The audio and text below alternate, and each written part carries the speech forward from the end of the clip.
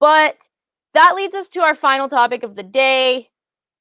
Cole, we've talked about wide receivers at Utah a lot. We've talked about tight ends a lot at Utah because they're also really prominent and very powerful at Utah. But in this discussion, we're throwing out tight ends.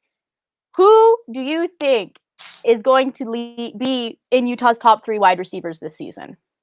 Well, Brant Keithy, forgive us for throwing out the tight ends this week. I'm very sorry. It was a professional call, okay? Because we both know Keithy would be your number 1, and then everyone else. Number 2 and number 3, and then everybody else. Keithy is your everything. Keithy is. I like the guy. He's good, and he's in one of my classes. So we're friends, I think. I mean, he at least knows my name. I don't know if he's watching, but anyway. Okay. All right, Sammy.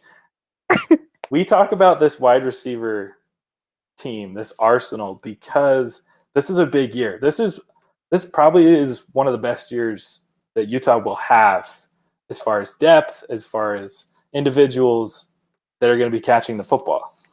So, and I could see this list changing over the course of the season. You know, obviously it could change due to injury or whatever, but let me start with my number 3 guy. And this might come as a bit of a surprise. Brian Thompson.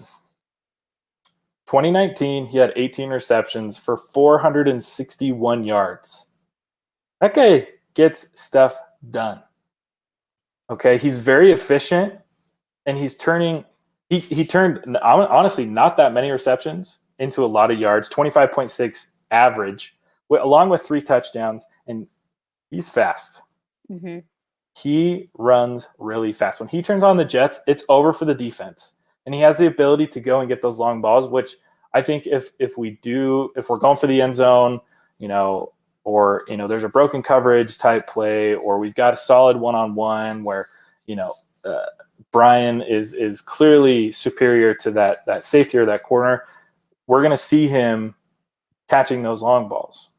But I put him at 3 because I think he loses some touches with the 2 seniors that are ahead of him, with my guy Brant Keithy out on the field as well.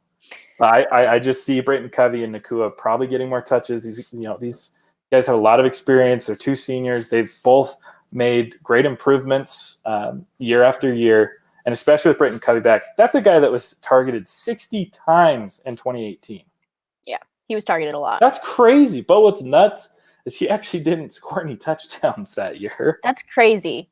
He's only scored 5 touchdowns his time at Utah. But that's my number 3. Who you got at number 3, Sammy? I have the aforementioned Britton Covey as my number 3. I can see him doing the same thing that Jalen Dixon did last year. So jet sweeps, because Britton, if we want to talk fast, Britton Covey's fast. So I see him doing a lot of the jet sweeps. I see him doing a lot of the wildcat formation things because Britt is a Swiss Army knife. I want to see football again. That's what I was just about to say, is can we have another Britton Covey throw for a touchdown, please? Preferably like we had last time when Britt threw it to Tyler.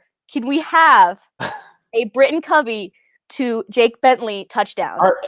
Is Jake Bentley fast enough is my question. Hey, did you not watch the video from practice? He scored a touchdown. He ran it in for a touchdown. Okay, well, running it in for a touchdown is different than some sort of trick play where Covey, Tyler was almost behind the defense on that play. I'm worried that Jake's just going to be coming around the offensive line. All right, we got a 10-yard pass. Do it on like a third, like do it on like the 3-yard line, like a 3-yard line. Do a little in and around, boom. But also that touchdown from Britt to Huntley versus Arizona. Sorry, bringing it back to the first game of the season. But I have Covey as my number 3 receivers for this season. There's 2 guys that I personally see having bigger years than him. I also think Britt's gonna do a lot. Britt's also on punt returns. I would not be surprised if Britton Covey scores a touchdown on a punt return this year. That would be great. I would be that happened. But okay, Cole, who is your number 2? I got Britt at number 2. like I brought up earlier, targeted 60 times for 637 yards back in 2018. He catches whatever you throw at him. He's a great target when you need to convert a third down. He has only found himself in the end zone about 5 times in his career at the U, which is crazy to me. But he helps the team get downfield. He sets up other players to score. And honestly, Sammy, if he's healthy all year, I could see him even be the number 1 receiver.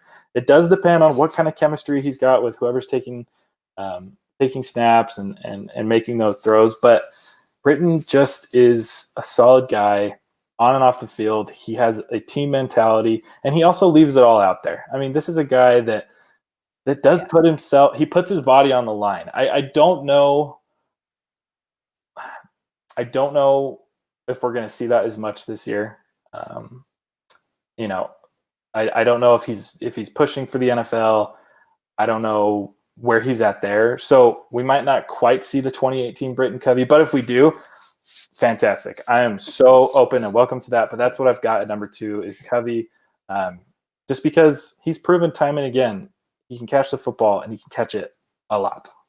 Covey's also taken a lot of really bad hits during his time because of how small he is.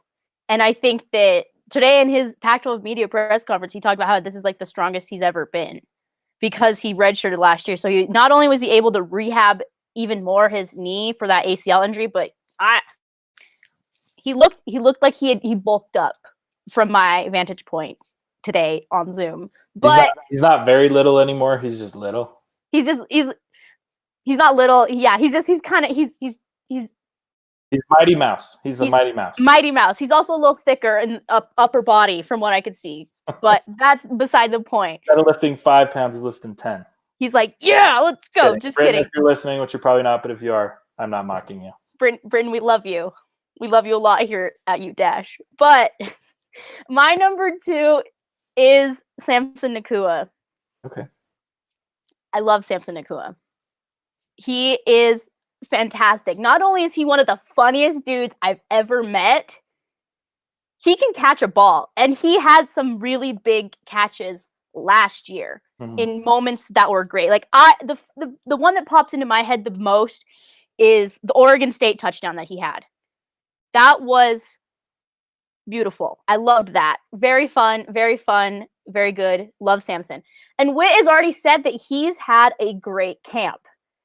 I know camp is not a huge, like, we've talked about it. Camp doesn't mean as much as, like, live reps do. Yeah. But if you have a good camp, I feel like you're setting yourself up for a good season. And I have Samson Nacua as my number 2. I think it's finally his year to break out. He's going to do it this year. I'd put money on it. Okay, well, I've got him at number 1. And there's a couple reasons. So another efficient receiver, only 18 receptions last year, but 330 yards, 4 touchdowns. Like you said, Sammy, those were timely touchdowns. None of those were, we're up by several possessions. Those were timely touchdowns that helped us to win some of our closer games. His average yards per catch was 18.3. And when I look at this guy, I think he's the strongest receiver in the arsenal as far like, and I'm not talking about necessarily overall talent, but physically, I think this guy is really, really strong. That's a hot take. Yeah, it is. Take it. He has also made major improvements every single year. His receptions have gone up every single year. His yards per catch, and his touchdowns, he has made improvements. And I expect, like you said, to have a breakout year. He's a senior. I'd be surprised if this guy isn't thinking, I want to go to the NFL. And so he brings experience, he brings consistency, and it's time to prove himself if he does want to have that shot at the next level. For sure. So my number 1 was your number 3, Brian Thompson. I have 2 words I'd like to say about Brian Thompson. Deep threat. He was Tyler Huntley's deep threat last year. And I think it's the same thing again this year. You've already mentioned his speed. You've already mentioned his physical attributes. But can we talk about the fact that he has gotten bulked up this season? He talked about it a couple weeks ago in his media availability. He said he spent his offseason learning about his body and learning how to make sure that his body can stay healthy, because that's the biggest thing that has plagued his time at Utah was injuries. And I think if Brian Thompson can stay healthy, he will be the leading receiver for the U. I still think I will still stand by my take that Brant Keithy will be the the leading pass catcher, but I think overall, but I think Brian Thompson more specifically is the top wide receiver for Utah. Right. If we're not including the chosen one, our favorite guy, my favorite guy, then yeah, but Sammy, I think these are the top three guys. We had each of them on our top three list, just in different order. Regardless of how it turns out, doesn't matter who's the 1, the 2, and the 3. I think those guys will be the 1, the 2, and the 3. For sure. So that's all the time we have for today on Ute Dash. Before we head out, I just want to remind you guys, we are writing columns now for Sports Pack 12. You can follow them on Twitter at Sports Pack 12, and then check out their website, sportspack12.com. Also, while you're on your phone, follow us on Twitter at Dash Sports TV, on Facebook, Twitter, Instagram, and TikTok. Also, check out our website, dashsports.tv. We'll see you guys next week. And as always, go Utes!